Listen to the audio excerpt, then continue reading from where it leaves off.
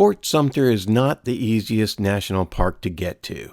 You have to take a ferry from one of two locations, one at Liberty Square in downtown Charleston, or the other one at Patriots Point in Mount Pleasant.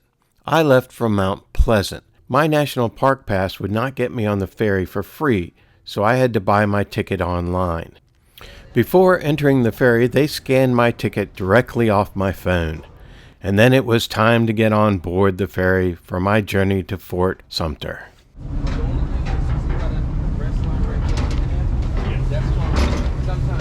All right, I'm on the ferry and just waiting to depart. Got to get everybody loaded. Got a seat near the front, so hopefully I'll get some good video going over to the fort.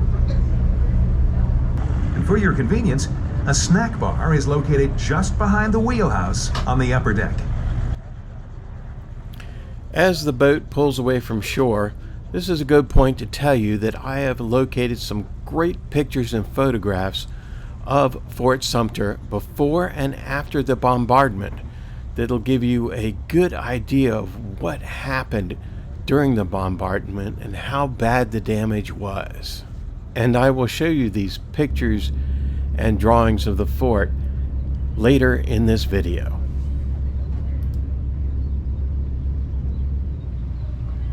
As we leave to go to Fort Sumter, we pass the USS Yorktown, which is part of the Patriots Point Naval and Maritime Museum, which you can visit this aircraft carrier, a submarine and a destroyer, and aircraft, and what they call the Vietnam Experience and the Medal of Honor Museum. I did not get to go to this location on my trip.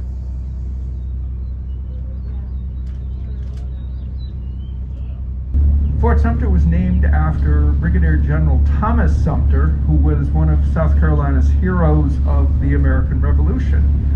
He was known for his fierce fighting style, and he earned the nickname of the Carolina Gamecock, which evidently is the derivation that the University of South Carolina has used for their mascot, and name, the Fighting Gamecocks.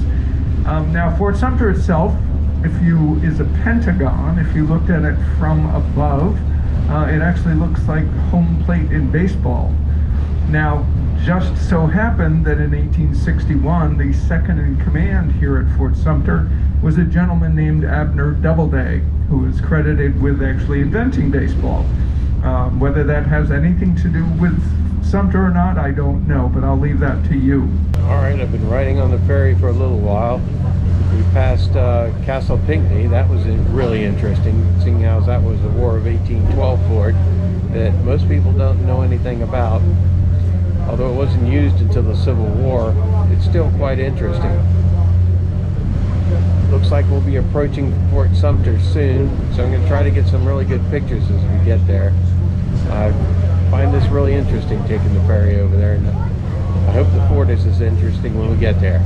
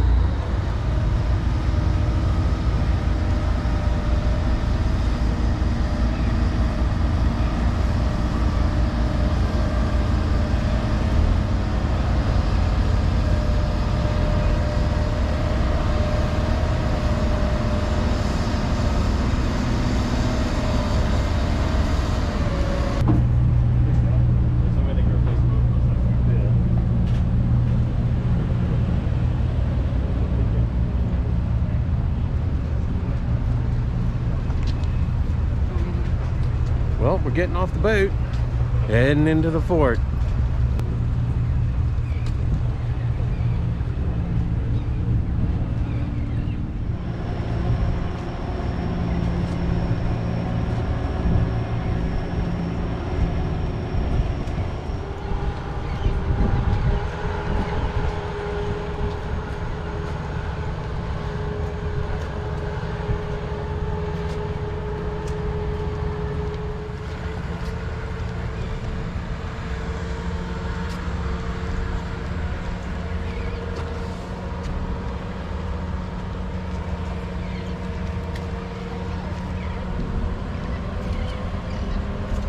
get a picture of the sign.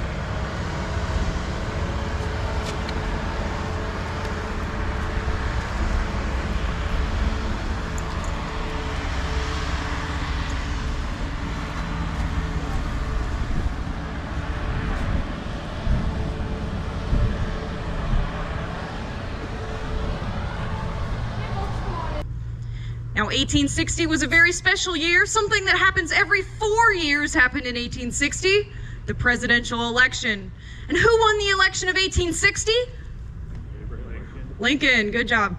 Now, Lincoln was not for the eradication or the removal of slavery from the United States, but rather he was against the expansion of slavery.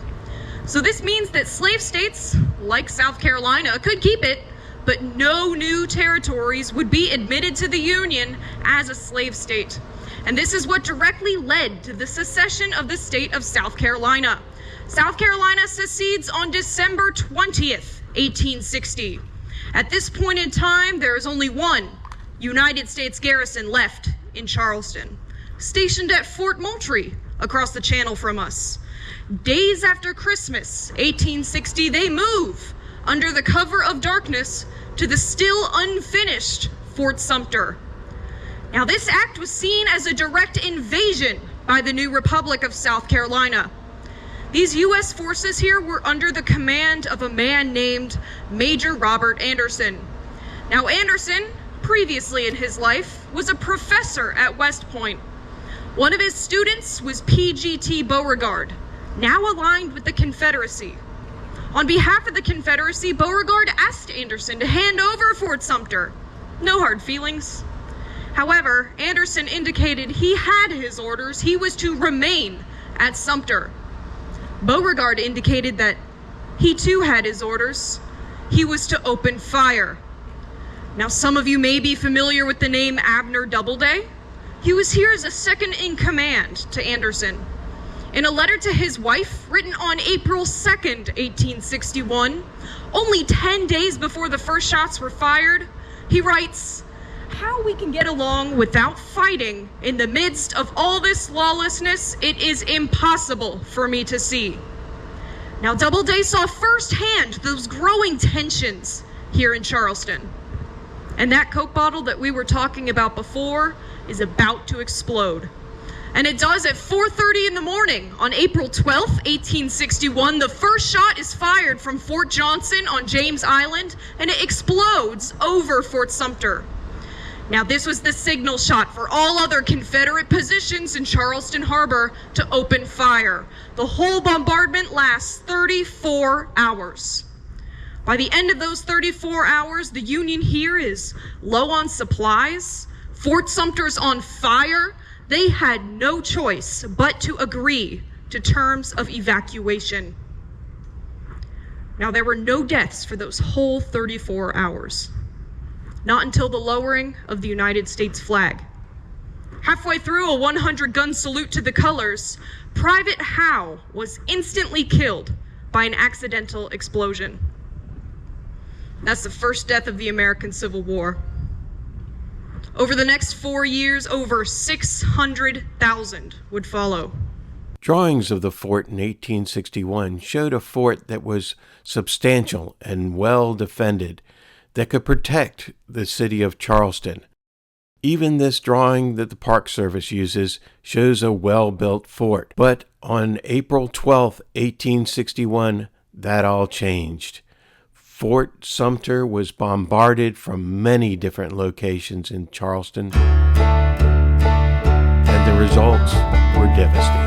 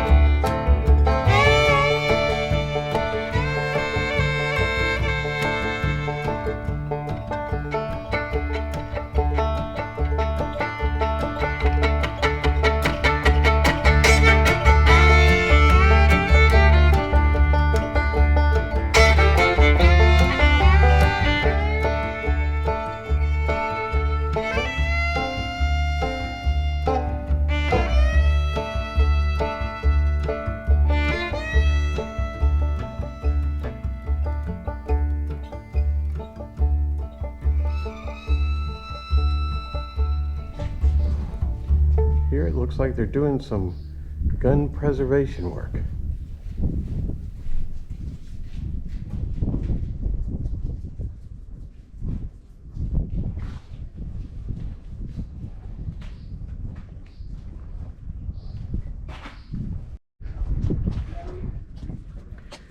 This is quite interesting. This is a shell that's still stuck in the wall from the bombardment.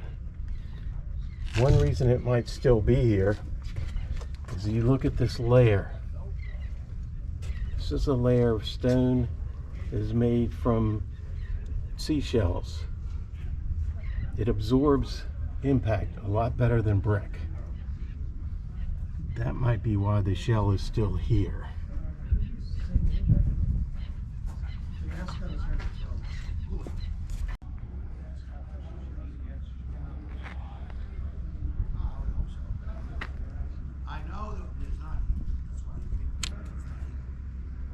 Now I'm on the back side of the fort, opposite where the ferry let us off. Believe it or not, this is where the sally port was, which was the original entrance to the fort.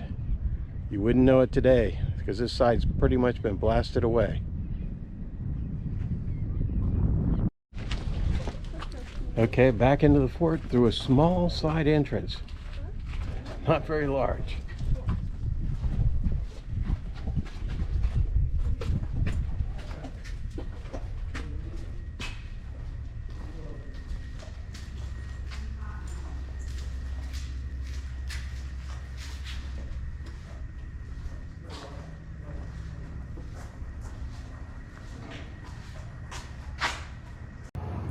On the return trip, we passed close enough to Castle Pinckney to get a good view of the fort that was built in 1809 to protect Charleston. All right, we've done Fort Sumter. Now we're on the boat heading back. I had a great time, but I just felt like the tour was too short, like there was more I wanted to do. So I recommend taking the tour, but if there'd be one suggestion for the Park Service, make the tour a little bit longer, because the time on the island just wasn't enough. Well, until next time, goodbye.